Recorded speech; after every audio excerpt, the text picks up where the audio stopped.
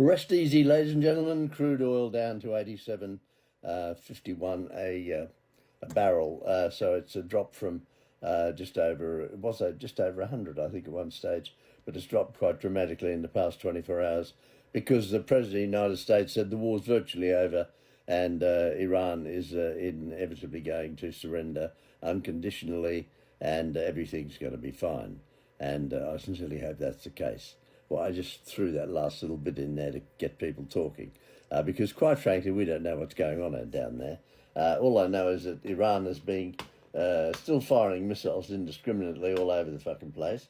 I don't know why she's doing that, to piss everybody off, and why the new leader, Mojtaba Khamenei, whatever his name is the he was the son of the one who got taken out. And apparently, word has it, nudge, nudge, wink, wink, say no more, he's on the, you can imagine, the hit list, and apparently he has been injured. Ninjured or injured? Whatever, I don't give a fuck. Horrible fucking piece of shit anyway, just like his father, who was taken out the other day. And that was good, because it really, quote, they are evil, that regime, what they've done to the people of Iran over the last 47 years. Read about it, see about it, it breaks your heart, particularly the way they've treated women and are continuing to do so as we speak. And you dare to demonstrate, that's the end of you. And it's not just you they take out, the whole bloody family. Not unlike a certain gentleman over there in, to the east of us here, if you upset him, you get the old glowing sandwich. It's very tasty, apparently, with a bit of mayonnaise on them. Seriously, and he's had a meeting with Donald Trump, apparently, on the phone, had an hour's conversation. I do worry about the relationship between Putin and Donald Trump. One of the most evil men on the planet, and look what he's done to Ukraine over the past 4 years, in the fifth year of that war, and he's still mates with, I don't know, I wouldn't even take his call, but anyway, what am I? Who am I? Anyway, the price of crude right now, as I speak live, it's 87.404, so don't worry about it, and don't go panic buying your bloody fuel, because that affects everybody. Don't be so pathetic.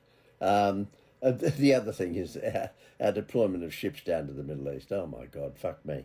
Our Navy is so tiny now, I mean, it's a joke.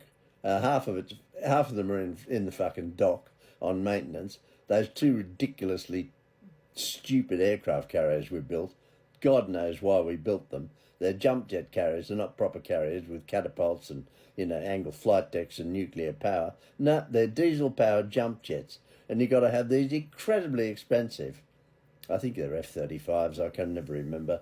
But whatever, they're about $900 million each. No, they're not quite, but they're about fucking 90 each. How about that? We could have kept the fucking Harriers. The AV-8Bs would have done the job perfectly. You could have had 4 squadrons of Harriers on board for the price of 1 squadron of those. And I tell you what, the new AV-8Bs with the updated electronics taking on the F-35s would probably win anyway and be a lot cheaper. Anyway, it's a fucking joke. And of course, France has made us look really foolish. And well done to President Macron, credit where credit's due. France is deploying around a dozen naval vessels. We haven't got a dozen that we could deploy, including the nuclear aircraft carrier strike group across the Mediterranean and Red Sea, and with the possibility they might even go as far down to the Straits of Hormuz to help escort vessels through the Straits of Hormuz. And I think that'll happen imminently, and you'll see the price of oil come down even more. So don't worry too much about things. Pete's got it all under control, and I have the ear of all these leaders. They all ring me on a pretty constant basis to give me updates. Remember, all the so-called experts that are coming out of the fucking woodwork on all the news channels and all the talk channels, ex-colonel in the army and ex-fucking naval officer and ex-fucking... Well, I was in the fucking army, so do I qualify as an expert? And I can give my opinion just as well as you can give your opinion, and your opinion and my opinion probably has as much credibility as their opinion. And in fact, some cases, probably more. Oh, my God. But anyway, Macron, well done. Credit where credit's due to my French people. Standing alongside Cypriot President, please forgive the pronunciation, Nikos Christodoulides, and Greek Prime Minister Kyriakos Mitsotakis in the coastal city of Paphos. I've been to Paphos, rather nice. Macron delivered a message of solidarity, declaring that any attack on Cyprus should be regarded as an attack on Europe itself, and he'll defend them. And he's got the ships to do it. And even the Greek Navy's there. Yep. And, everybody and his dog's there but us, the great British Navy. I'm laughing. I'm actually saddened by the state of our military. Not just the Navy, the Air Force and the Army. It's a fucking disgrace. And it's not just this Labor government, which of course we know is a total joke, but the previous Conservative government. Pathetic. You've cut the military so much over the last 20 years, it has become a national scandal. And you should be ashamed of yourself in a very volatile and dangerous world. And I'm very worried about the future. And also worried about the forgotten war, just over the border there in Ukraine. Everybody's forgotten about it. Now, whether you like Zelensky or not, at least he's there. And he does walk around, openly, which is more than I can say for Putin. You don't see him walking down the front lines. No. And also Ukraine is getting stronger by the day. They're very clever people. And their drone technology, probably the best in the world now, they've learnt the hard way because for 4 years, Russia had it her way using Shahed drones made by that disgusting regime in Iran who exported their violence right across the board to the Houthis, to the Hezbollah, to the Hamas, and by the way, to the Hezbollah in southern Lebanon. Stop firing missiles into Israel. You're a bloody idiot. See what happens when they retaliate? You don't like it. And finally, the government of Lebanon, which I've got a great admiration for, they've put up with you for years. It's time you disarmed.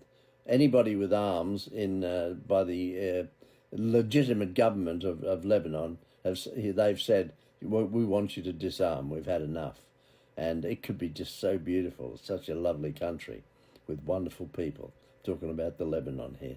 Same goes for the wonderful people of Iran, who are subjugated to violence by this disgusting Islamic regime for 46 years now, 47 years, whatever, and it's time for them to go. And this new leader, Muqtab, whatever his name is, I don't give a shit what his name is, apparently he's been injured, and he's got a big cross on his back, big target. You can imagine how the Israelis and the Americans are probably out there targeting him, so he puts his head up, bye-bye, and it'll happen, it will happen. And that will finish soon, and it'll all be over. And hopefully, my fingers crossed, that Iran sees freedom of speech and all the great things in that beautiful country, and those beautiful people of Iran will be free at last. Oh, be a sigh of relief. Can you imagine the Iranians all around the world? And also those people who are demonstrating in England. Why aren't you demonstrating for the women and the men who have suffered violence perpetrated for 47 years against them in Iran, instead of running around doing this pro-Palestinian bullshit? You disgraceful people. Here in the UK, you know how I feel about that. Anyway, going crossing the ocean now, that one, the Atlantic, it's called. We're going across to America, and I want to say to all my American people who've watched me here on my little channel, my little chats every day, a very good morning to you on this lovely Tuesday morning. I trust you're all very well and good, and note petrol prices have risen, but they're going to come down again imminently, so don't worry too much. I've got that sorted too. And your president's doing a great job, by the way. I know a lot of people don't like him, and I don't particularly like him. Don't really want to go and have a beer with him. Mind you, if he's buying, I'll have a beer with anybody. Just joking. No, I'm serious. Listen, I love you all. You're all amazing. Here on this Tuesday morning, it's 10th of March. Goodness me, doesn't time fly when you're having fun? I love you all. Thanks a lot. Have a good day. Bye-bye. Look after yourself for Pete's sake.